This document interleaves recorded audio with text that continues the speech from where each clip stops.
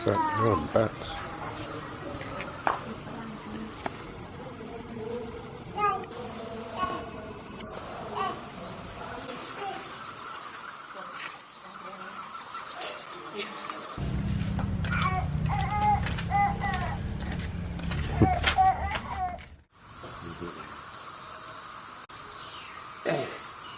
Trời clear nha, trời clear mà khôi thôi.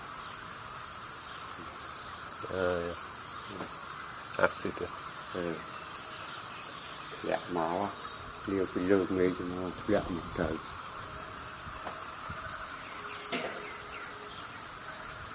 Dạ một trời trời khôi, việc kia tôi khôi thôi gì. Where's the bat? Guana.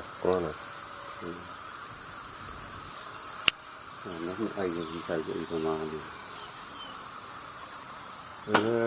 Chưa bị small. Chưa bị small.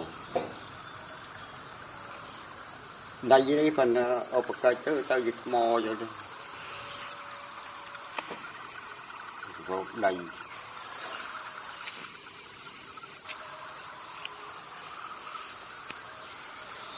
Ơi, nhiều đi tôi sẽ đó lá.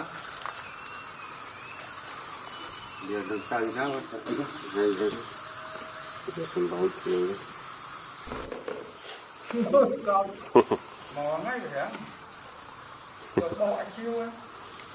Còn khắm à? Ngồi kho cho thao kho. Rồi cho nó chứ.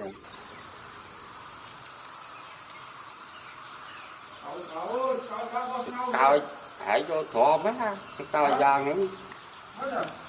Hãy cho thọ bo phê, mà đòi clear với bo phốt. Còn cho tới như ra con rồi. Rồi clear mà chui con bây giờ tao. Cô mà clear con trâu đấy. Mà mấy chầm vô kẹp nó vô. Clear con trâu.